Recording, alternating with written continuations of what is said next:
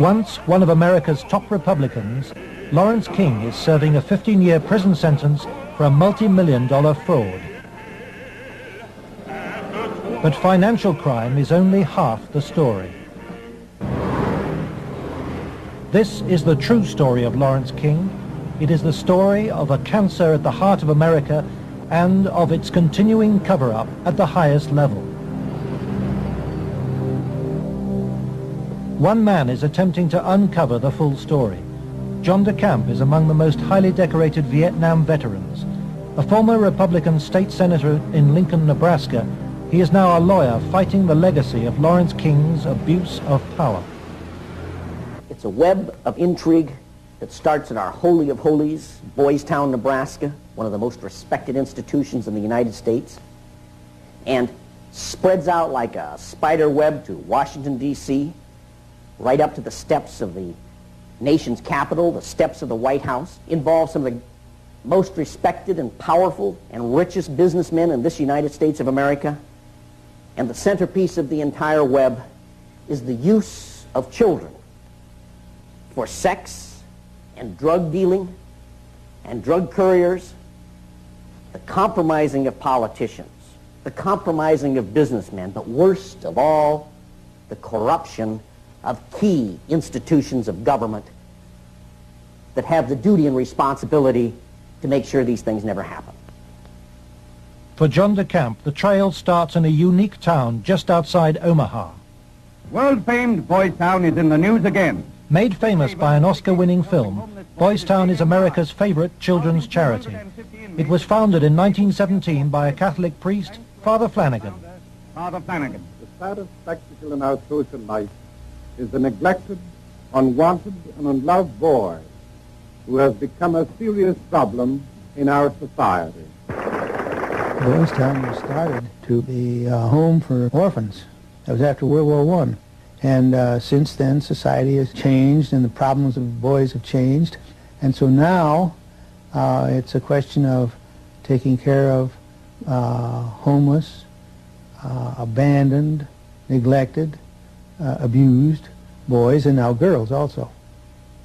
Boys Town has been granted the privileges of an incorporated town, a Catholic diocese, and a school district for 500 children. Boys Town has cash reserves of $500 million, but still raises up to $35 million annually, solicited from the public by begging letters and promotional videos.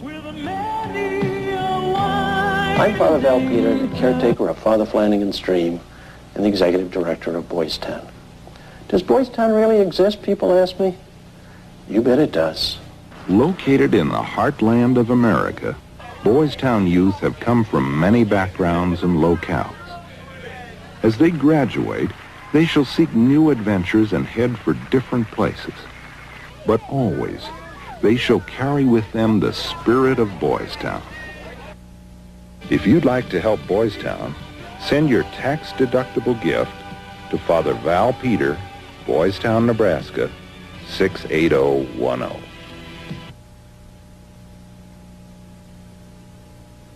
Boys Town, for me, was the first thing I ever heard of when you think of institutions that you respect.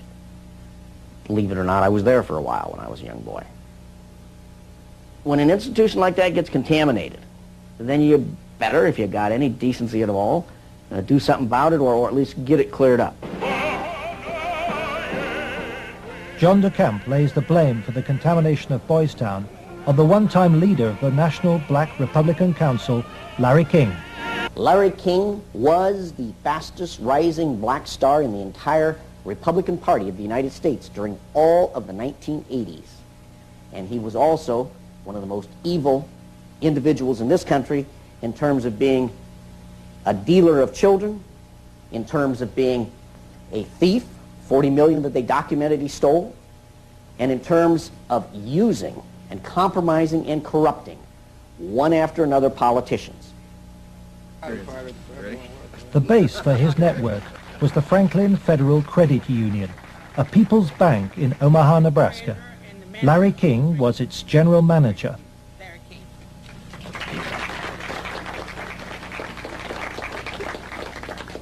Thank you. This is especially an exciting day for me. Mr. King was a very charismatic person. When he came to the credit union, he was brought in because the credit union was actually failing. He did everything to build the credit union. King courted the leaders of Omaha's wealthy business district. Banks, industry, and charities placed millions of dollars in King's hands. From 1979, Larry King developed close commercial ties to Boys Town, and Boys Town youngsters were sent to work for his companies. Boys Town had quite a few accounts at Franklin Credit Union. Those were considered very valuable accounts. They were handled exclusively by the bookkeeping department. But on the average of once a month or once every 2 months, we always seemed to incorporate a person from Boys Town. But King used Boys Town not just as a source of young boys for his business. He prostituted them at sex and drug orgies. Paul Benassi was a victim of King's abuse. He was also sent by King to lure Boys Town youngsters off campus. We used to just drive around and go up toward the home. That's when we used to do some of the scavenger hunts with picking up some of the kids. You know, just kind of win their confidence, become friends with them for a while. Start inviting them to the parties. The kids were 10 years old or older. In 1986, King's plundering of Boys Town was reported by staff to its chief executive, Father Val Peter. Subsequent testimony proves that he carried out his own investigation, but that King's victims refused to talk to him. Monsignor Hupp now blames himself for Boys Town's association with Larry King. Well, in retrospect, I regret having any association with Larry King. Had I known it at the time, it would never have happened. Could you understand why a very detailed report from a social worker employed at Boys Town, identifying children and identifying their alleged abusers, never saw the light of day? Nothing happened with that. No, I couldn't understand that, because had I known that, I wouldn't put up with that. But is that something like that happened? I don't know of it. Nebraska has a very clear statute that child abuse allegations should be reported to authorities. They shouldn't be reported to the principal of a school, the director of a facility. They should be reported directly to either Child Protective Services or law enforcement. And so Larry King remained free to feed his pedophilic parties with child victims. But in 1988, a routine review brought King's involvement with Boys Town youth to the attention of Nebraska's State Foster Care Review Board. In the information presented to the Foster Care Review Board, either via the telephone reports, the personal reports, or the reports we reviewed, Larry King's name was consistently present as someone that the youth were making allegations against. I would say we handed over at least a foot-high amount of material to authorities, and nothing happened. Omaha police now accept that Larry King may have been abusing children. Good morning, Roberta. Good morning, Chief. But its most senior officer claims the evidence was not conclusive.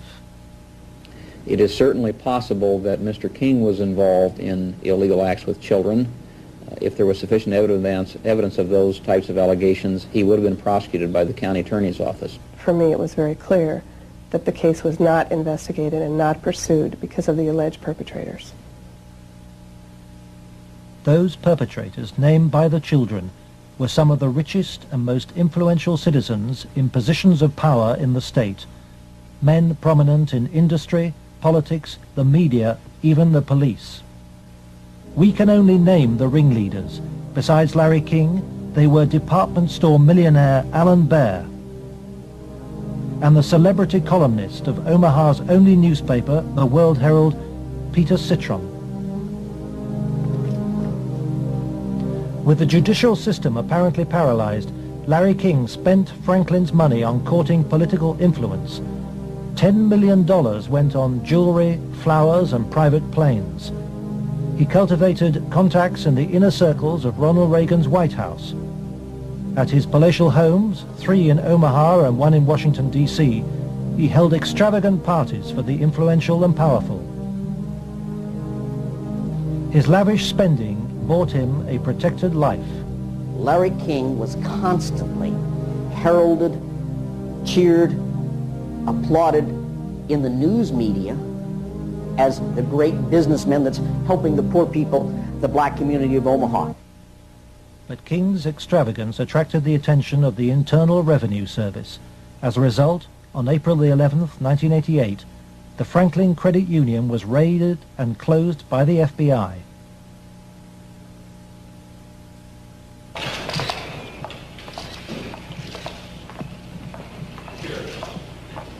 King was arrested, and the federal investigation showed he had stolen $40 million from Franklin. Documents we possess reveal the FBI interviewed many of the victims of Larry King's sex ring, but no action was taken. In November 1988, Nebraska's state government set up a parallel investigation into Larry King. A legislative committee was formed. Its chairman was the Republican head of Nebraska's Banking Committee, corn farmer and state senator Lawrence Schmidt. Immediately, anonymous threats began. I received a phone call on the floor of the legislature. The caller did not identify himself, but he said, "Lauren, you do not want to have an investigation of the Franklin Federal Credit Union." And I asked who I was speaking to, and they said, "That doesn't matter, but you shouldn't have that investigation." And I said, "Well, why not?" He said, "It will reach to the highest levels of the Republican Party." And we're both good Republicans. Undeterred, the committee began their investigations, and the money trail led quickly to the original allegations of child abuse. Carolyn Stitt was one of the first to testify. The night before we testified before the legislative committee, I did receive a phone call at home that said, "If you speak, you won't live to regret it." To protect the inquiry, Schmidt's committee hired special legal counsel and full-time professional investigators Gary Caradori and Karen Ormiston. I said, "We do not want you to bring to the committee rumors, innuendos, nothing that cannot be backed up with facts." I said, "Bring to the committee that which we can take to a prosecutor." The investigators found new victims of King's pedophile network, many on the streets of Omaha. The picture they built up was of a large ring of rich and powerful pedophiles, many named the same men as those involved with the Boys Town cases 3 years earlier. They were telling us about prominent people in Omaha and elsewhere that were abusing children at parties. The prominent citizens' names that originally came up were of concern to me because I knew many of those individuals, and I very frankly was shocked to have those names show up on the list. To provide the committee with hard evidence, the investigators recorded their new witnesses on videotape. Paul Benassi had been the victim of abuse since he was 8. He was present at many of Larry King's sex parties. Caradori traced him to the county jail. He had been convicted of fondling his young cousin. Who were some of these people that would come to these parties?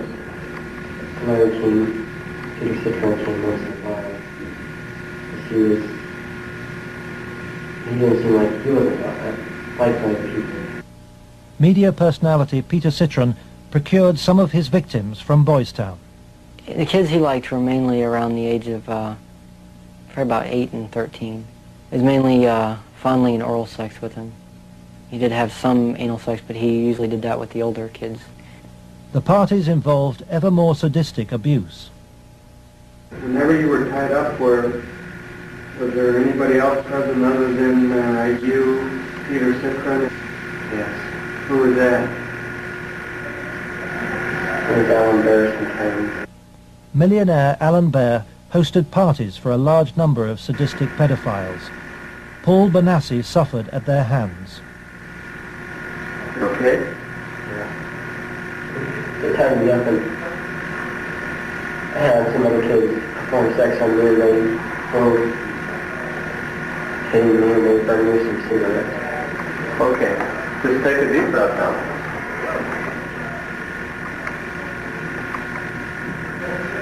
And cross with Troy Bonner. Troy Bonner would tie you up? He was there. Troy Bonner was found by the investigators and his videotaped testimony taken under oath. I was shocked when I walked in. There was a kid, I would say about 15 years old, out in the middle of the room. One guy was standing in front of him. He was bent over, and the other guy was like reaching under him, playing with his nipples, while a guy whom Jeff told me was a police officer shoving beads up his rectum. The police officer was shoving beads up his rectum? Yes. Bonner named Alan Bear as the man who introduced him to the sex parties. Alan Bear was a sick fuck. Didn't care, wanted sex, nasty, I don't even know if you can call it sex. Everything, from just, touching to fruit, squash, huge squash, that big around, stuck into you, into your ass, heat things, hot things, poked at you and stuck in you. But the center of the child sex ring was Larry King. Larry King was the same kind of sick fuck Alan Bear was, except Larry King was more violent, more sure of himself. I got those scars on my arm one night at a party where Larry King, wanted to see how strong a man we were or something, and have us push our arms together, and then you'd light cigarettes, and as soon as you get burning, you just drop them down between your arms and, let it burn. And they made us stand there naked and touch each other while holding our arms together and burn cigarettes where, it's on film someplace. They filmed it, burning, I would, see him fuck a 10-year-old boy in the ass, until he bled and, just pull out and stop and, push him down, and then go out and, meet with decent people. King would also provide underage girls for abuse. Alicia Owen told the investigators she was 15 when she attended her first party, introduced by a Boys Town boy. Caridori discovered her in jail where she was serving a sentence for passing bad checks. I met some guys there that were from Boys Town, and it was at that party that I met Larry King. At the time that I met Larry King, I did not know that he was Larry King. I had met him. That was the first time I'd ever met him. Larry King and Alan Bear frequently hosted the child sex parties in penthouse apartments at the Twin Towers luxury block in Omaha. A lot of it was me handcuffed with my hands behind my head and my feet tied and doing different things. What do you mean? Sometimes there'd be a guy straddling over my face. Okay. Most of the time, Larry King took pictures quite a bit during that time. I know it's difficult. I don't know. Okay. And I think I could have said no. Okay. But I don't know. Okay. And you know, Alicia, you're a victim. And at the young age, let's go off camera for a minute. We were appalled. Appalled. I don't even know if it comes across on the video, the way it came across to us in person. It was incredible. It's incredible what these kids went through, I think. Larry King was also here. He came in and we drank and did cocaine. I didn't do much. So he turned me on to what Larry King did. Drugs was a strong part of how they got control of some of the kids, because that's what some of the kids were there to get. They would do the sexual acts and then be provided with cocaine or whatever type of drug they wanted. Heroin, you know, I don't know, but that was my drug of choice, you know. Till this day, I remain an addict, you know. And those of us that didn't like to be involved and didn't want to be involved were threatened. Okay. Oh, so, and who would do these threatening remarks? Larry King. You think Larry King personally did? I mean, I think he did. And when they threatened, you know, that I can go find somebody that will kill you, and it will kill your family, he didn't tell anybody. Larry King was, I would say, the center of transporting the children around the country. The airplanes were usually in his name, at least in his name. They were paid for by Larry King. We met them in Pasadena. Met who in Pasadena? We met, Larry King was there. There was 3 boys that I had seen at one of the receptions at the French Cafe were there. And I'm almost positive they were Boys Town boys. Almost positive. They were there. You mean graduates of Boys Town or present? I think they were present because they were young. Well, how would they get away for a long period of time? I have no idea. Okay. Boys Town came up frequently during the investigation, but we found it very difficult to get information about Boys Town. I was not able to find any information on my visit there, and Mr. Caradori could not get information either. Boys Town today remains unwilling to discuss its involvement with Larry King. We were banned from filming at Boys Town, and its public affairs officer refused any interviews. I would have to give you a flat no. I'm just going to tell you at this point that we will not participate with you. We have no interest in talking to you folks. It's something that we don't even care to delve into.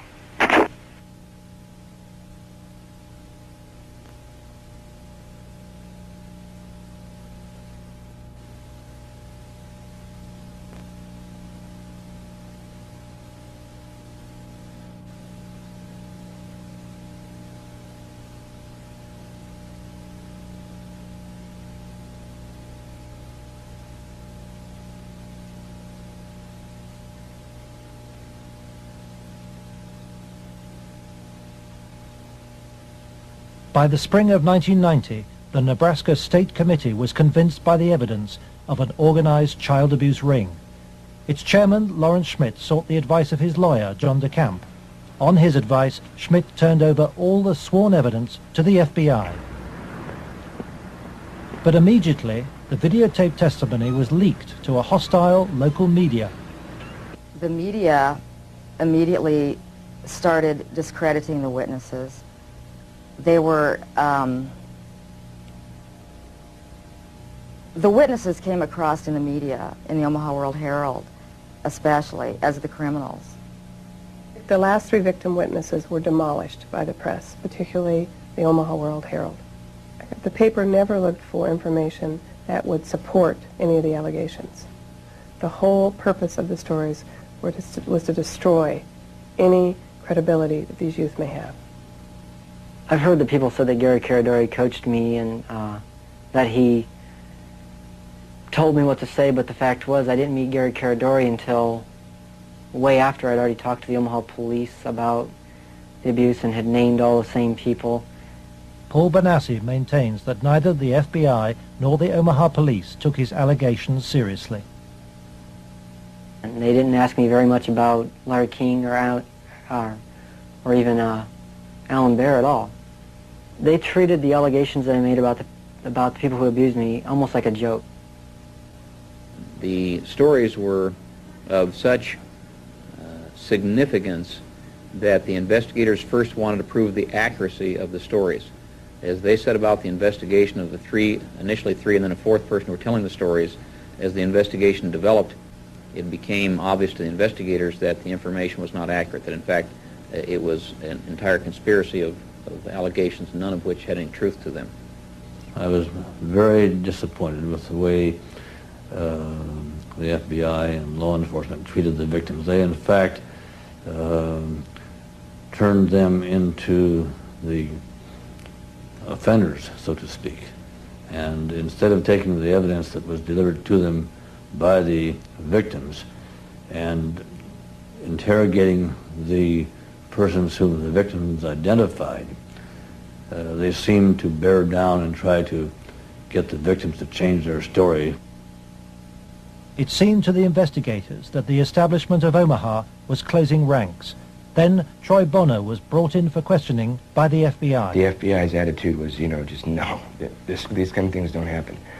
From the first interview when I went, and realized they don't believe a fucking thing I'm saying, they were just appalled, but I realized what that look in their eye was back then. It was fear. It was fear of it, I had witnessed,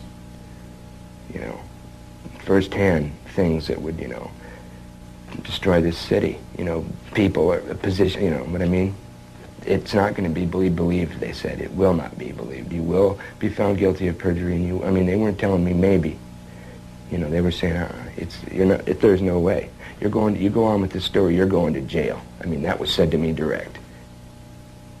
Troy Bonner agreed to withdraw his videotape testimony.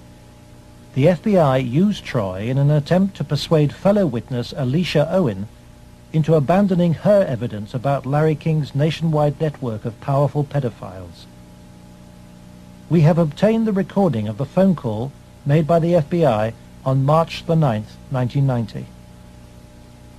It is significant evidence for John DeCamp. This is Special Agent Michael F. Mott. Following will be a consensually recorded telephone call between Troy Bonner and Alicia Owen. Hello. Hi. Hey, what's going on? I'd like to ask you that. Talk to me. No, you talk to me. I don't understand why you're lying. Why are you lying? What are you talking about? That's what I'm asking you. You're calling me why I'm lying? Yeah. You concocted this whole thing, Alicia.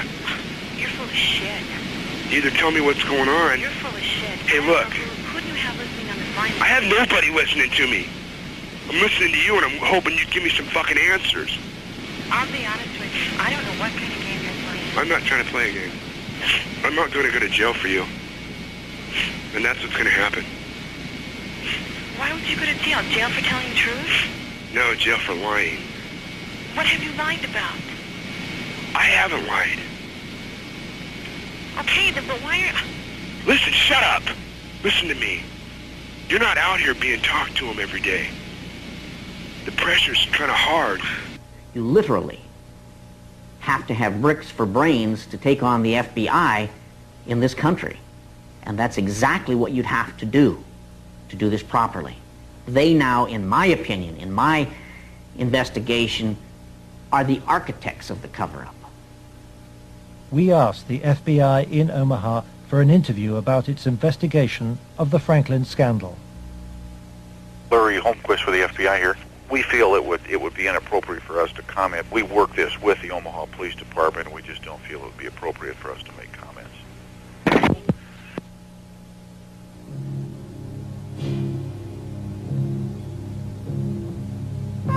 As the investigators sought out new witnesses, they found themselves under constant threat. Gary was threatened several times.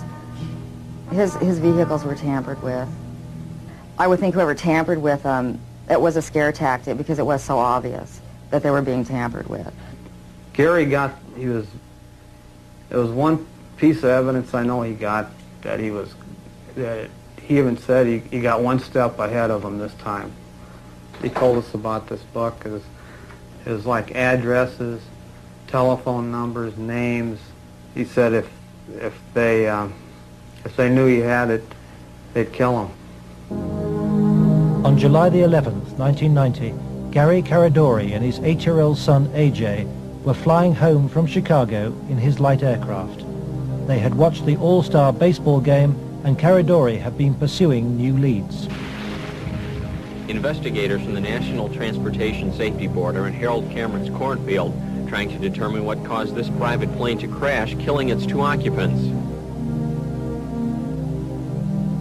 The bodies of Gary Caradori and 8-year-old AJ were found in the wreckage. National Transportation Safety Board investigators say wreckage from the crash is apparently strewn over a 3/4 to 1 mile long stretch in this field. The fact that the wreckage is scattered over a large area certainly demonstrates that it did break up in flight. The exact mechanism of breakup yet is still unknown. The federal investigation was never able to discover what tore the plane apart. There are things missing from the plane. His briefcase is missing. I think the plane was sabotaged. There's no doubt in my mind. Within 24 hours of the tragedy, all Caradori's records were impounded by the FBI. Gary's widow, Sandy, is still unable to come to terms with her loss. As a mother, I don't want to ever think that somebody murdered my child, let alone my husband. But I think if you'd ever talk to any parent, be it mother or father, who's ever lost a child, I mean, the worst thing that you can think of is that somebody would want to murder a child. I really feel that somebody killed my brother. And inside me, I know that somebody killed my brother. If somebody could help us out somewhere, somebody knows something. And may God help those who did that to him and his family. The effect of Gary's crash on the investigation, I think, in effect, put an end to anybody else coming forward. There are many victims. We knew of more. There are more. They're still out there. They're afraid to come forward. That's when I was finished, because I figured out if they murdered Gary and his son, there was nothing that would stop them. There was no piece of paper. There was nothing we could come up with that was going to get anything done.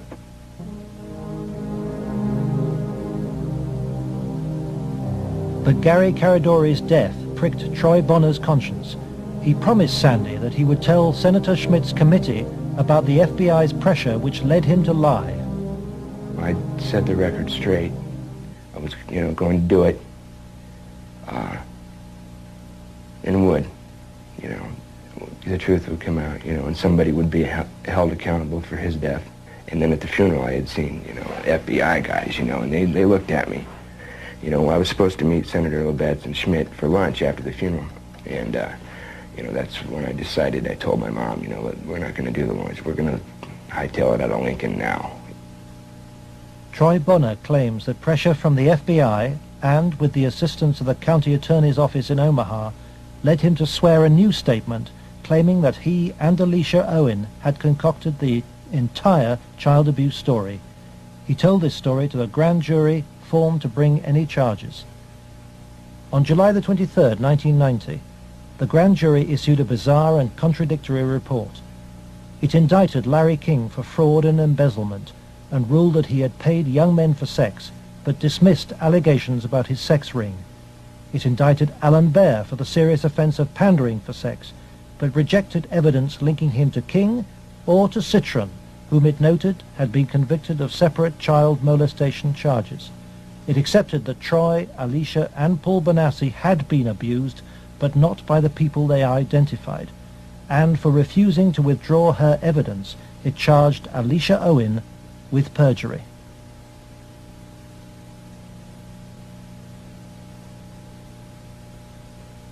Lawrence Schmidt's legislative committee issued a report denouncing the grand jury. Schmidt acknowledges that the system failed both the victims and him. I had, I think, as distinguished a record as anyone could put together in 24 years. I was told that would be curtailed, and it was. I was told I'd have financial problems, and I did. The message was not lost on most politicians in Nebraska. I think the message that was delivered was, if any legislative committee ever tries to conduct a thorough investigation again, the same thing will happen.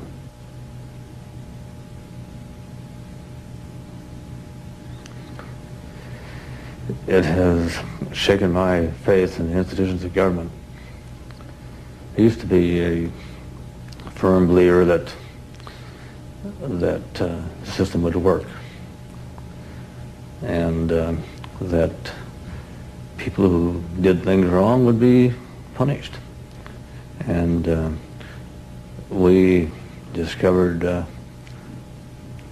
victims who claimed to have been abused and who the grand jury acknowledged had been abused.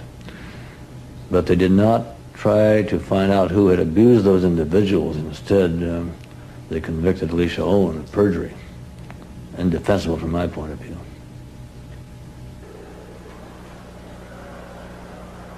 The trial took place in July 1991. Troy Bonner testified that the child abuse story had been an invention. As a result, Alicia Owen was sentenced to between 9 and 25 years in prison.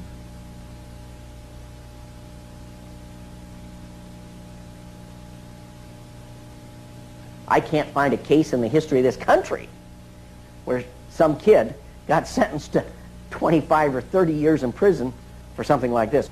If you were going to pick a what I call a telesign, something that says something fishy about the whole thing, it was in the sentencing itself. For some reason, they had to send a signal to every kid who was a potential witness. My opinion again. A signal so loud and clear, if you dare to come forward, if you dare to talk, watch what happens. Alan Baer was fined $500 after pleading no contest to a reduced charge of aiding and abetting prostitution. Peter Citron served 2 years of a 3 to 8 year sentence. Thanks to Troy Bonner's lies, Larry King never faced child sex charges. For the $40 million fraud, he was given a 15-year sentence, 10 years less than Alicia Owen. I feel really sick. I should be taken out and shot for doing that. And if that was to happen, I would go willingly.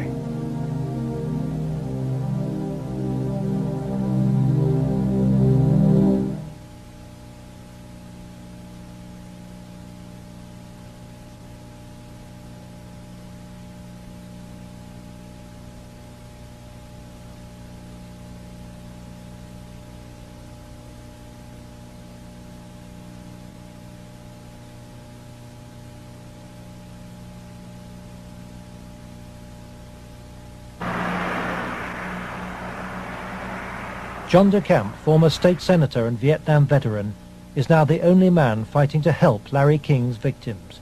He is the lawyer trying to overturn Alicia Owen's conviction and to expose the cover-up. I live in Nebraska. Hell, I was born here, raised here. I have 4 kids growing up here. Like it or not, it's my heritage, you know? Well, if it's a dirty cesspool that I got to live in or look back on that I left, that ain't good. The real cost, if I were going to say to my family, has been the fear and intimidation it's put in some of the kids. A couple of the kids are really, really frightened and really had some sleeping problems over, you know, here, this or that. So that's been the real concern I've had. John has received anonymous threats and has turned for advice to his friend and one-time boss, former head of the CIA, William Colby. Old Bill Colby told me better than anything. The one thing the bad people can't afford is publicity, and knocking you off right now or doing something obvious to one of your kids would bring him more trouble than it's worth. I said, you have to consider the possibility of some danger to not only your reputation, but to your person. I mean, people do react rather violently to some kinds of charges, or particularly if they're true, there's more apt to be a negative reaction than if they're false. If they're false charges, then they can be reacted to in a normal way, by a libel suit or whatever. But if there's truth in it, there can be a danger in that situation. We've seen that happen in other cases.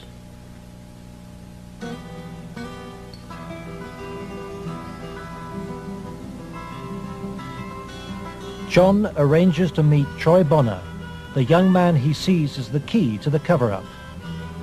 He's in great danger. The reason is he carries the secret, so to speak.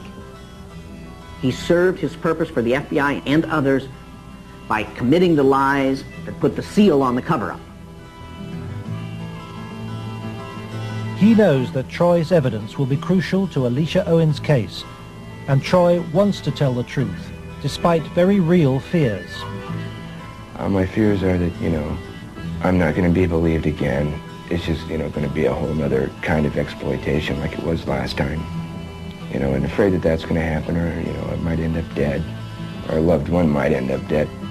Troy has an overriding reason for putting the record straight. Maybe somebody has a better idea. I want this to go forward and have something done so that all those other kids who a lot worse things have happened to can come forward and see that action can be taken. You have to, if you want to protect yourself and your life and your family's life, both now and particularly in the future, is to use the institutions of government that have been set up to protect you and make them work. That means you go into federal court, you go after the people that have done this cover-up, and you expose it so there's no longer any percentage on their part in eliminating you because the secret's out. Yeah, that's why we're here today, to let it out. John's advice to Troy to tell the truth in court puts him at risk of prosecution by the county attorney's office. Potentially, they could decide to charge him with perjury, because now he is telling that they forced me to lie. I did lie at Alicia's trial. I did lie before the grand jury. I did it because the authorities were forcing me to do it, and I was scared for my family. Potentially, they could charge him with perjury this time. Troy's appearance in court will keep Alicia Owen out of prison. She's on bail while DeCamp appeals against her perjury conviction. As her hearing approaches, vital new evidence emerges. Alicia claims that some of Troy's videotaped testimony was withheld from the grand jury which indicted her. The tapes that were shown to the grand jury had been edited. Everything that matched Troy's statement Was shown. that matched mine Because I know it's was raised. edited out. And I think maybe one of the things we want to do is show the judge specifically where these, little 5-minute segments of, look, this tape says this, and then show him it isn't in this tape, and this is the tape the grand jury saw. I'm going to attempt to get these tapes, and we'll see what happens next. But to obtain the tapes, DeCamp must approach some of the very officials he has accused in court of being involved in the cover-up, the county attorney's office which ran the grand jury. In the good old Alicia Owen case, 127-194, I'm trying to get the evidence, the tapes and the transcripts of Troy and Danny. Troy Boner. You had that up here once. Yeah. It's up at the county attorneys. They have all the bills up there. Oh. Robert. Let me guess, Robert Siegler has them. Robert Siegler is the prosecuting attorney trying to send Alicia Owen back to prison. After lengthy negotiations, DeCamp emerges with the tapes the grand jury never saw. I went with $4,000, about $4,000 of cocaine. Okay, in what airline? I flew out of In more than 2 hours of taped testimony, Troy details trips across America on behalf of Larry King and Alan Baer. Trips for drug deals and sex. It corroborates Alicia's evidence. Fort Worth, like an hour, and then a big plane from Dallas to Los Angeles. Did anybody go with you? Alicia Owen. For John de Camp, this is the proof of the King sex ring for which he has been waiting. Here it is, so to speak, the smoking gun that they could go out and verify, the corroboration. In other words, the linkage to King that was denied. Cover-up. Organized, planned, deliberate cover-up. The courthouse, Wahoo, Nebraska. The hearing begins.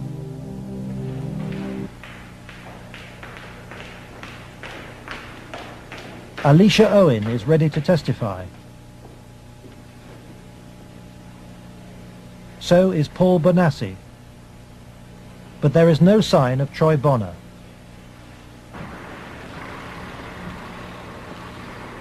De Camp discovers that Robert Siegler has sent the young man a subpoena. Fearing arrest for perjury, Troy has gone into hiding. De Camp is without his most vital witness. Just trying to subpoena him with those guys. Is Troy okay? In court, Alicia's case is adjourned. The county attorney's office begins to search for Troy Bonner, but County Attorney Siegler won't say why. I'd like to ask you whether you're about to charge Troy Bonner with perjury. Oh, no. Every victim witness who stepped forward in any way, or even was a potential witness that somebody heard about, has either been killed, put in jail under some theory or other, terrified or run out of the state, discredited. Every perpetrator, even the convicted ones, have been treated as conquering heroes. Peter Citron lives in the same house where he abused many of his young victims. Alan Baer lives in the most exclusive part of Omaha. He recently bought a downtown shopping mall. Many of the other abusers named by the children have risen within Nebraska's state government and legal system and within the Republican Party. Obviously, the FBI was protecting something a lot more significant than a bunch of old pedophiles having improper relations with little boys. They were protecting something a lot more significant than a bunch of drug peddlers. They were protecting, in my opinion, they were protecting some very prominent politicians, some very powerful and wealthy individuals associated with those politicians and the political system, up to and including the highest political people in this entire country.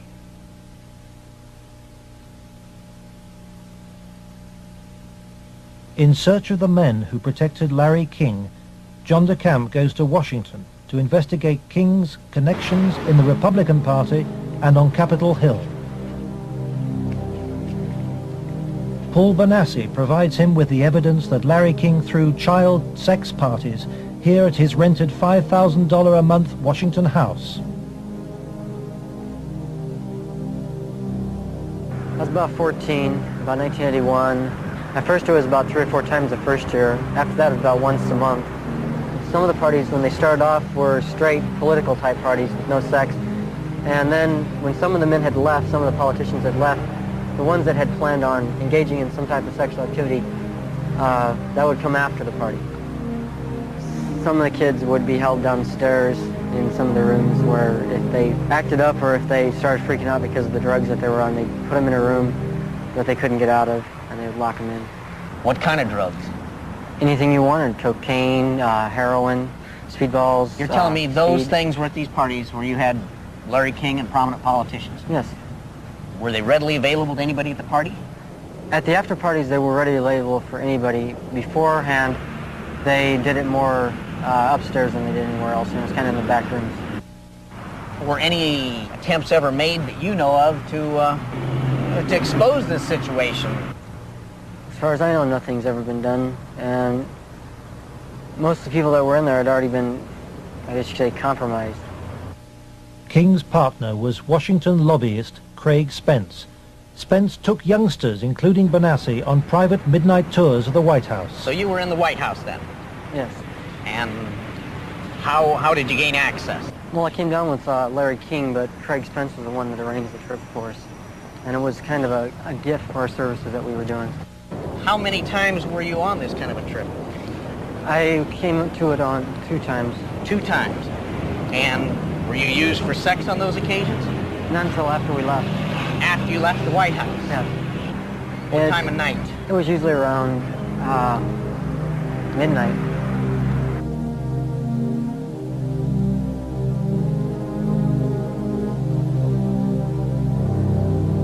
For me, it was just kind of weird being in the White House at that time of the night, getting to go into places that the guy was telling us that nobody gets to go to. I mean, I seen rooms in there that I'd never even heard about. Craig Spence and Larry King had a couple of groups. One was called Bodies by God, and they had the Callboys, and there was another group that was started by Larry King, which was called the Golden Boys, which was kids that were usually under the age of approximately 10. Spencer's Callboy network was investigated in 1989 by reporter Paul Rodriguez of the Washington Times.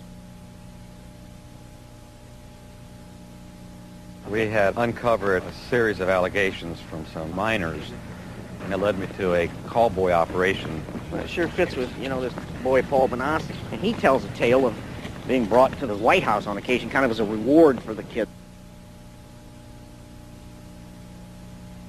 Craig Spence is dead. He committed suicide. He had advanced stages of AIDS. He was an AIDS carrier, and he killed himself. This was the thing that always bothered me.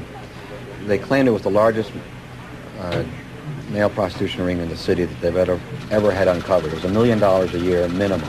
Yeah. And yet they only prosecuted the operator, Henry Vinson, and 3 of his lieutenants, as it were. They never went after any of the Johns or the clients. This operation claimed to have clients that ran from the White House to the Capitol Hill to the State House to the churches within the media. Exactly what Paul describes as the people he was with. And a lot of the stuff led there, but we couldn't quite nail it at all cases because, again, to accuse someone of high stature, you've got to be very careful. I understand. We were able to do it through the mother lode was provided us credit card receipts and canceled checks, and then lists of the clients. The prosecutors knew all this stuff. There was approximately 20,000 documents they had. They sealed the entire record by court order, and we've attempted on several occasions to unseal that, and we've been told it'll be a cold day in hell before those records ever get unsealed. And it makes me wonder what's in those records. Yeah.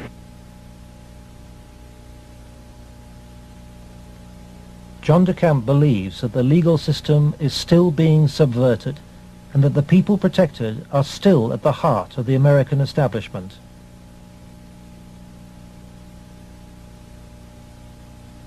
He hopes that this program will expose a serious miscarriage of justice, but the opposition is formidable.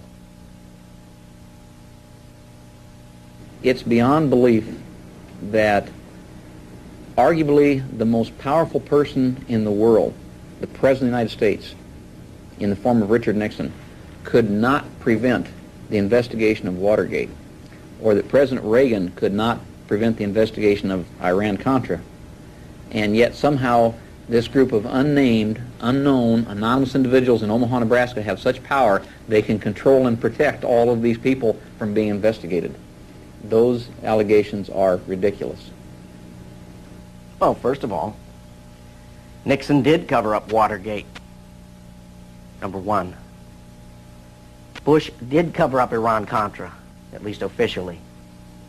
And Omaha has successfully covered up this situation.